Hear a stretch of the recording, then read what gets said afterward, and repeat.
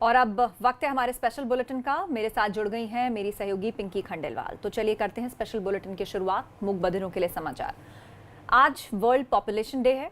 इस मौके पर सीएम योगी एक कार्यक्रम में शामिल हुए, जहां उन्होंने न सिर्फ जनसंख्या को लेकर जागरूकता पर बात की, बल्कि अपनी सरकार के उठाए गए कदम भी बताए। वहीं यूपी में आज से 24 जुलाई तक जनसंख्या स्थिरता पखवाड़े की शुरुआत भी की गई। इस बीच सीएम योगी ने कोरोना से लड़ी जा रही जंग को लेकर भी बात की और बताया कि जब यूपी में पहला कोरोना केस आया तो एक भी टेस्टिंग लैब नहीं थी। बता दें कि इस कार्यक्रम में सीएम योगी ने 7 टेस्टिंग लैब का उद्घाटन भी किया। उधर बागेश्वर का एक युवक ईरान में लापता है। युवक के परिवार वालों ने पीएम मोदी और सीएम त्रिवेंद्र सिंह रावत से अपने बेटे के घर वापसी की गुहार लगाई है। निर्मल बिष्ट नाम का युवक ईरान की एक शिपिंग कंपनी में नौकरी करता था। निर्मल के दोस्तों ने 4 जून को फोन कर सूचना दी थी कि निर्मल का जहाज ईरान और इराक की पर्शियन खाड़ी में डूब गया, जिसमें निर्मल का कुछ अता पता नहीं है। निर्मल की तलाश के लिए ब्रोकर और जहाज के मालिक से संपर्क किया गया, लेकिन सही सूचना नहीं मिल सकी। उत्तराखंड में मानसून की पहली ही बारिश से पहाड़ों में भूस्खलन शुरू हो गया है, जिससे कई जगह पर रोड बाधित है। जोशीमठ में बद्रीनाथ नेशनल हाईवे पर लामबगड़ के पास बार बार मलबा गिर रहा है, जिससे राहगीरों की मुश्किल बढ़ गई है। तस्वीरों में आप देख सकते हैं कि पहाड़ी किस तरह से दरक रही है। बताया जा रहा है कि मलबा गिरने से बद्रीनाथ हाईवे 18 घंटे से बाधित है। उधर गैंगस्टर विकास दुबे तो मारा गया, लेकिन ईडी ने अब उसकी संपत्तियों की जांच शुरू कर दी है।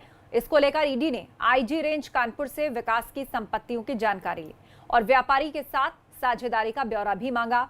इसके अलावा बिकरू गांव में खेती, मकान समेत सारी संपत्ति की एक जानकारी ईडी ने मांगी है। पूरी जानकारी जुटाकर ईडी कई व्यापारियों को भी अपने रडार पर ले सकती है। साथ ही विकास की काली कमाई में रंगदारी देने वाले व्यापारी भी जद में हैं। इसके अलावा जय वाजपेयी के कारोबार पर भी ईडी की नजर है। बताया जाता है कि प्रॉपर्टी डीलिंग के धंधे में जय के साम्राज्य में विकास का बड़ा इन्वेस्टमेंट था, इसीलिए उससे ईडी की पूछताछ संभव है। विकास को उज्जैन से कानपुर लाते वक्त रास्ते में विकास ने पूछताछ के दौरान कई बड़े खुलासे किए। ये बात अब सामने आई है। पता चला है कि उसने पूछताछ के दौरान कई मददगार अधिकारियों के नाम लिए थे, जो लखनऊ, उन्नाव और कानपुर में पोस्टेड हैं। इसके अलावा विकास ने कई बड़े नेताओं से भी अपने संबंधों को उजागर किया था और यूपी पुलिस के कई बड़े अधिकारियों से अपने निजी रिश्ते बताए थे। विकास ने खुलासे में सबसे हैरान करने वाली बात बताई थी कि कानपुर के चौबेपुर का पूरा थाना उसके साथ था, लेकिन सीओ देवेंद्र मिश्रा हर काम में अड़ंगा लगाते थे।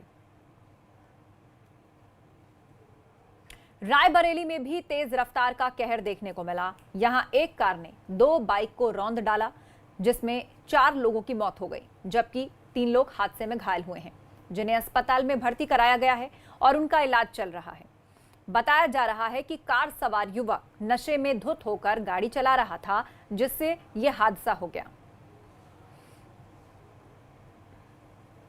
मुरादाबाद के ठाकुरद्वारा इलाके में एक बार फिर तेंदुए ने हमला करके गांव वालों में दहशत पैदा कर दी।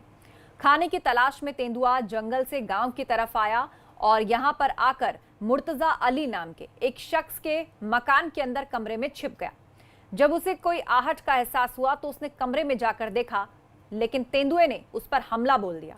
इतना ही नहीं, मुर्तजा की मां भी जब कमरे में भागते हुए आई तो तेंदुए ने उन पर भी हमला कर दिया। बाद में इस तेंदुए को गांव वालों ने लाठी डंडे से पीटा और फिर पशु चिकित्सालय में इसे भर्ती कराया गया। इसी के साथ स्पेशल बुलेटिन में बस इतना ही, लेकिन आगे की खबरों के लिए आप जुड़े रहिए हमारे साथ। नमस्कार।